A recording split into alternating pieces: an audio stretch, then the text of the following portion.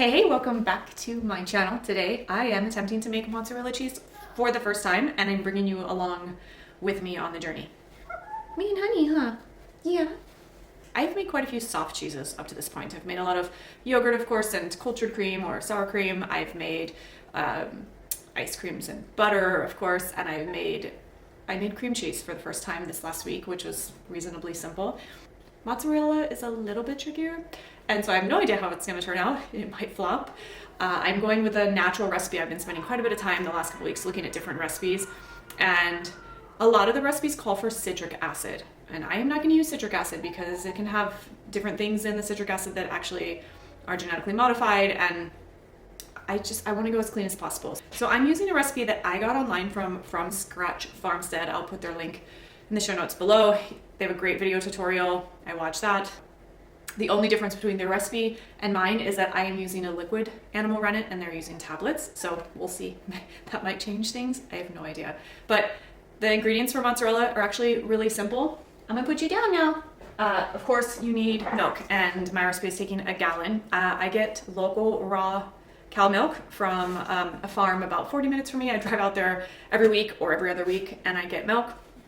It's a super small farm and I love supporting them. This is like liquid gold to me. So anyway, this is a gallon of raw milk, kept really cold until I knew I was gonna make this. So I kept it at the back of my fridge where it stayed not frozen, but like really, really cold. You'll need apple cider vinegar. This is organic apple cider vinegar with the mother in it. I have animal rennet, liquid animal rennet from the New England Cheesemaking Supply Company. I ordered it online. Filtered water. It needs to be chlorine free, so if you don't know if your filter gets rid of the chlorine, then I suggest using distilled or spring water. Sea salt and gloves, and a slotted spoon, which I don't have with me right this second, and of course a pan to cook it in and a thermometer. So, all right, let's do it. Let's jump in.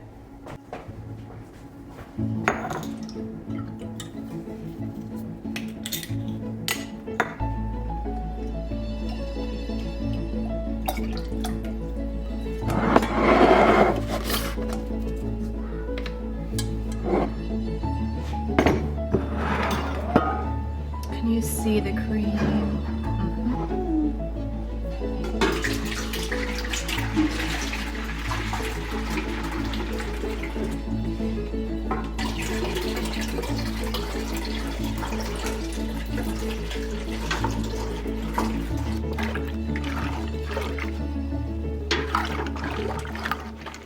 One thing I forgot to pick up today when I ran to the store was a longer thermometer. So I have just this small, short thermometer, which is going to be kind of inconvenient because you really want to have a longer one that fits the whole length of the pot so that you can keep track of it. I'm going to have to keep sticking this in and taking it out and sticking this in and taking it out, which is fine, but I would suggest getting a bigger one. But we'll see how this works. While the milk is warming up, I thought that I would continue on with kind of our journey and how we ended up here in Wisconsin from Arizona. I've touched a little bit on that in the last couple of videos, but you know, I disappeared for a year, and it was almost like a year to the day, I think, that I decided to start filming again. And I had lost heart in my content and really what I was doing, and my life completely changed spiritually as well. So this channel used to be called Green Witch Living, and I never really called myself a witch, but I did associate, I did, but I wasn't like, I'm a witch, fully immersed in the pagan rituals that are witchcraft. Like, I was kind of one of those people in life that believed in God in a really kind of superficial level. Like, I always have known that there is something that's bigger than us, you know, and I've been exposed to all different types of religion, and I've actually done a lot of research on a lot of different religions. I've had some really bad experiences while living in the Bible Belt in high school and part of college when it came to Christianity, and so Christianity had really turned me off of God, and so I kind of went searching at that point and was reading about Buddhism and Hinduism and Taoism and, you know, paganism and all the different types of gods that kind of exist in that blanket term of paganism, and just I've done a lot of research, and none of it really, although I resonated with nature, and I still do. Nature is everything to me. Getting outside is everything to me. Being close to nature is really, really important. I think hence why I want to be a farmer. You know, my dream is to wake up and to just walk outside onto my property and to not hear humans essentially, or hear noise. Like, I want to just hear nature. I want to be able to go out in my backyard every day and be barefoot and touch the earth every day.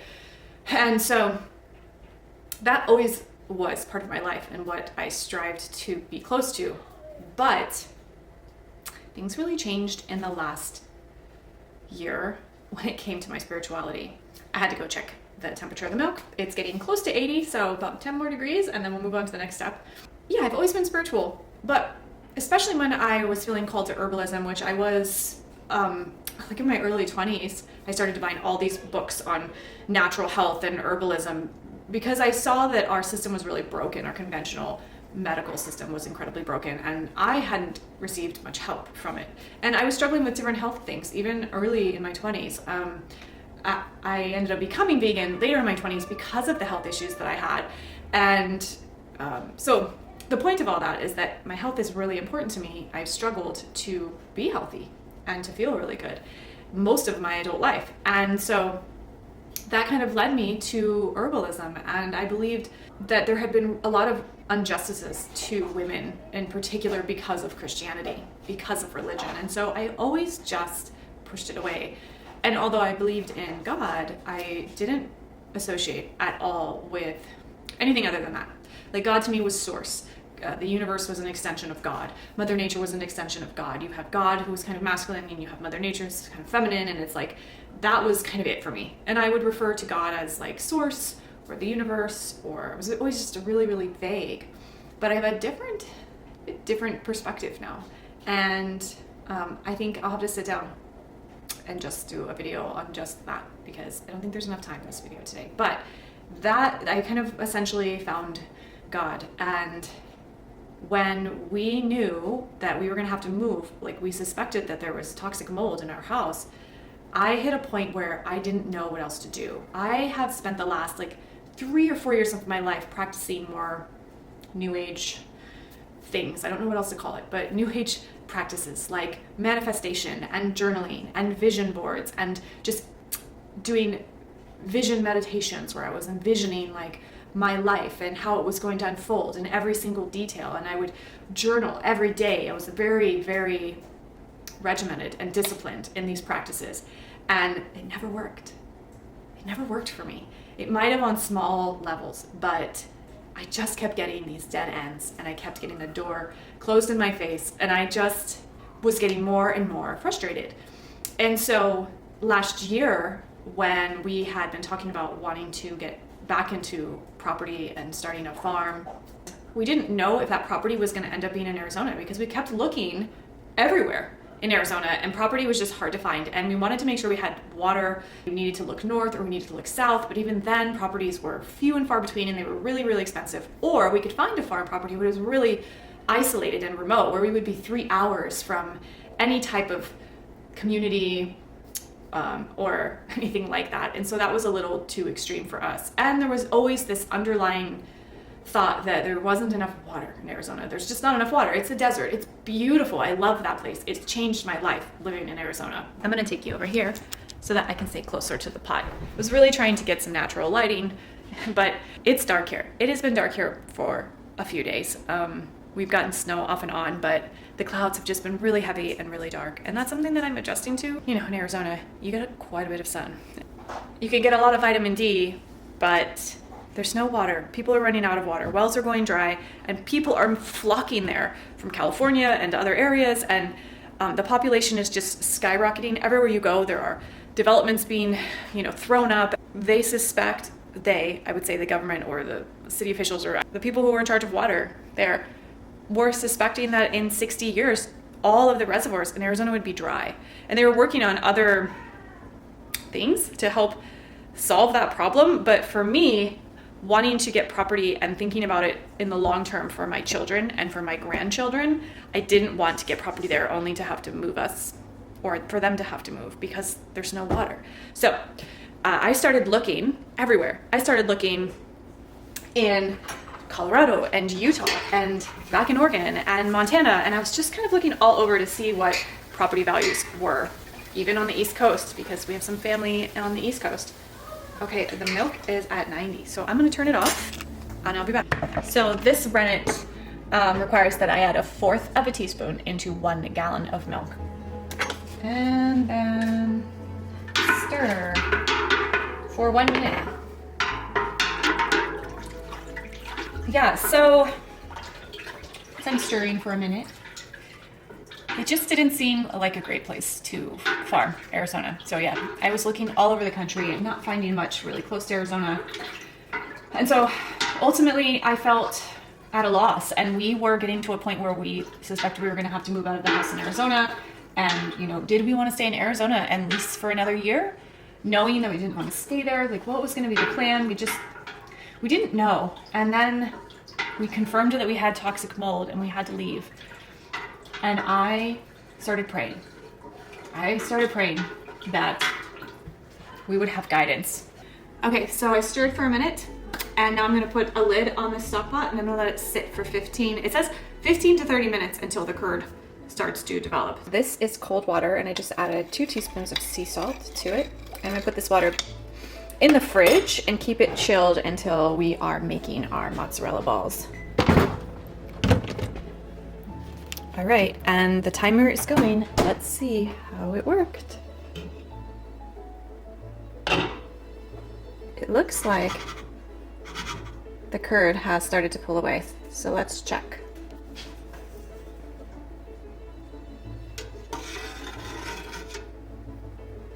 I'm gonna give it another couple minutes. Okay, let's check it again. Oh, it looks like it might be a little more set now. You know, I see people do this on their Instagram stories, and they slice the cheese, and it just looks so satisfying, and I've never really understood it until now when I've done it myself. Oh, look at that. And these are the curds. Okay, so it's working. It looks like it's working, guys. I'm very excited. The test will be if the mozzarella is actually stretchy. So now, I guess I could have cut it more. Some people say to cut it more, some people don't. The next direction was to stir it consistently for 15 minutes to let all of the whey move out of the curd so that then we can strain it. So while I'm stirring, I'll talk a little bit more. Okay, so while I'm stirring this curd, I will continue to share a little bit more of the story about how we ended up here. And it all just came down to being led here by God. And it was a huge, huge leap of faith. And it was quite sudden. But in order to kind of understand that, you have to understand that my husband and I have struggled with extreme hardships in the last 10 years. And it has seemed like one thing after another. And everyone has hardships. Everyone deals with hard things. I'm not saying that. But we had these really weird, freakish hardships. One after another. And it seemed like there was this odd pattern. It was like every 2 years we would get settled, or every time we would kind of get settled into something crazy would happen. And I'm not going to go into details about all the things, but they were like freak accidents. And the last big one was 2.5 years ago. And well, if you don't count the mold was a thing in itself. And I'm telling you, it was about 2 years after the previous accident when a car fell on my husband and broke his back in 2 places. And it was crazy that he was able to survive. He was able to kind of hulk it and climb out or like slide out, shimmy out from underneath the car. But I'm just saying, we've had a lot of things happen to us, and it's crazy. And I just feel like somebody was trying to get our attention, or something. Now that my faith has changed a bit, I honestly think we were under spiritual attack.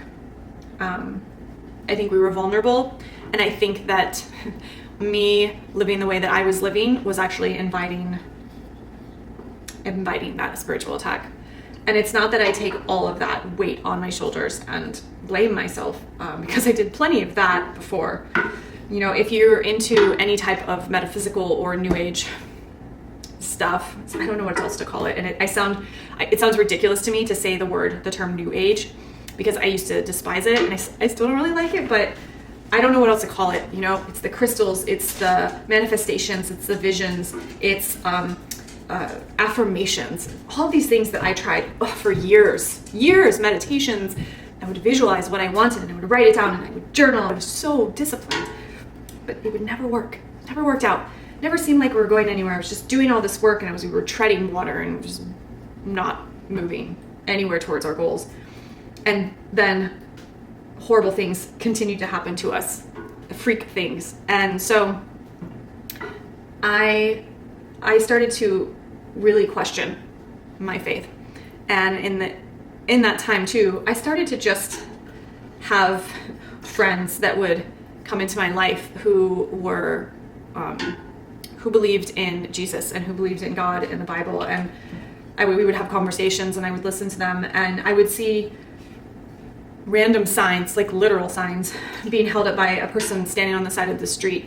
I just started to kind of get this feeling that I needed to pray. I have done a lot of meditation. I mean, I did yoga for years. I always believed, like I said, I always believed in God, but this was different. This was being called out. And so when we found out that we had to move because of mold, I just dropped to my knees. I was desperate. I started praying. I started praying for our farm. I started praying to God and saying, if you're real, please show yourself to me. 2, if we're meant to farm, please show us where to go. 3, if we're not meant to farm, please bend my will or make me focus on something else. And that's when everything started to change. And we had to move out of the mold house and we were living in an Airbnb and life was really hard. And I remember one night just sobbing hysterically and asking for divine intervention and asking for guidance because I was so lost and I was done. I was exhausted with trying to manifest my life. I was exhausted with trying to create the life I wanted and not getting anywhere. I was devastated with having to lose most of our belongings when we left the mold home.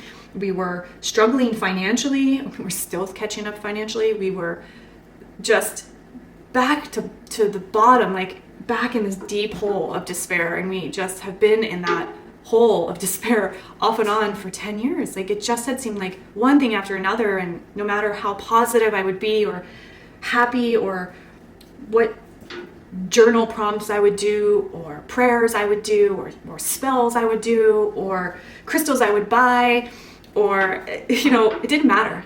It didn't work. And so I started praying and I started to get answers actually really quickly. And so that's what brought us to Wisconsin. And there's a lot more to that testimony of God. I definitely will sit down someday and I'll share it. But that's how we got here. I started praying and I started to receive answers really quickly. I would pray and something would come up about Wisconsin.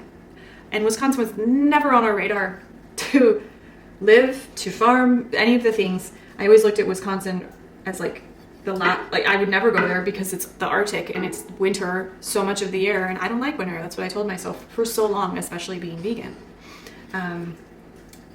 When you're vegan, you don't want to live someplace cold because your body doesn't generate heat as well. I have noticed since not being vegan and living here now, we're in full winter. I'm okay. I'm warm. My extremities aren't freezing. I'm not cold all the time. When I went vegan, when we lived in northeastern Oregon, I was cold all the time. Could never get warm. And I've always been more of a warm, sun-loving person. I grew up in California and Hawaii and Arizona, right? I grew up where the sun shines and it's warm. But never did I struggle to the extent as I did when we lived in northeastern Oregon in the winter when I was vegan. Being vegan, and some people can do it, but when it's 2 degrees out and you're drinking a green smoothie for breakfast, or green juice, or you're having, banana and ice cream, or you're eating a salad, there's no warmth in that. And so, yeah, now I'm here, it's winter, and I'm doing quite fine. And of course, I'm not vegan. So, okay, I'm blabbing. I feel like these curds have pulled away from the whey quite a bit. So, it hasn't quite been 15 minutes, but let's check it out and see. Okay. The directions say to strain when it starts to feel like a poached egg. And I feel like it does. I feel like a lot of the whey has removed and the curds look pretty good. So let's see what happens when I strain it. Okay. So I'm tempted to scoop it out, but I'm just gonna do this route because it looks like it might take forever to scoop it out, right?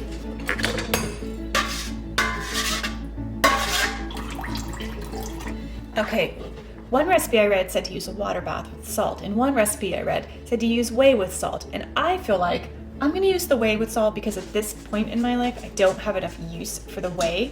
I have a fridge full of broth right now. I don't have any animals to feed it to. I could use it for baking, but still, this is a lot of whey. Let me show you. I mean, that's a lot, and it's still gonna drip for another, 30 minutes or so, 15 to 30 minutes, I think, until all of the whey is removed. So, I actually have a grocery run that I need to go pick up. So while this is straining, you can hear it. I'm gonna go and pick up the groceries and I'm gonna get back, I'm gonna finish this video. Yeah, now you know a little bit of our story and how we ended up here. It all kind of was through prayer and through God, and honestly I haven't really talked about this out loud to many people, and here I am on YouTube talking about it, but I will talk about it in more depth in future videos, so stay tuned for that. And all right, I'm gonna go get my groceries and then I'm gonna come back and finish this with y'all. Okay, I am back and I decided to go with the whey salt mixture because I have a lot of whey. So I added, I don't know, about 1/4 of a cup of salt into this whey mixture, and I am heating it to 160 degrees. Some recipes say just heat it up to scalding hot. This recipe says 160 to 180. So I'm at 100 right now, and as soon as it's ready, I'm going to start making the mozzarella balls and try to stretch them. So wish me luck. I think this is the pivotal point where you figure out if the acidity was right and overall if you did it right. I'm pretty excited because the cheese hardened up quite nicely. You can see, and I'm just gently squeezing it right now to get the remaining of the whey out before I separate it into chunks that I will turn into balls. Some people cut this curd into, kind of even chunks so that they can have even mozzarella balls. And I think other people just kind of eyeball it, so we'll see. So guys, I'm pretty excited about this. It's cutting really, there's boba. It's really cutting up nicely into chunks. So I think it was successful. And if so, it really, well, we'll see if it stretches, because I think that's going to be the kicker, is if it actually stretches. But as of right now, it's really good consistency, and I am super hopeful. The water is almost up to 160. Oh, I think it's there. Let's see how it works. Here we go. We're going to attempt to drop in the first few pieces. I didn't cut it very well, so we'll see if this melts together in the water. I don't know. I kind of wasn't paying attention to that. I just kind of was cutting. So we'll see how this works. And then we're gonna wait for 3 minutes. Okay, here we go. First stretch test. This is the moment, guys. This is what we want to see. Is it gonna stretch? Oh my gosh, it's stretching! I don't know. I think I thought that it was gonna be a bust, because often when you've never done anything before and you try it for a first time, a lot of times it's a flop. I mean, let's be honest. It says that if it doesn't stretch fully, to put it back in there for a minute or two. All right, let's do another test. It's been a couple minutes. So it says you're supposed to kind of work it like dough. The problem with these gloves that I got is that they have a pattern on them, but look, I did it! Ah! It's stretching. Oh my gosh, I'm so excited. I'm so excited. Okay, So once you kind of have it stretching the way you want, you're supposed to kind of form it. But like I said, these gloves, these lame gloves I got, have a pattern. So I think it's going to be hard to get kind of a nice ball of cheese. Like it's going to have a weird pattern on it. Okay, but anyway, I think the idea is you kind of treat it like bread and you fold it over on top of itself and you make a nice ball.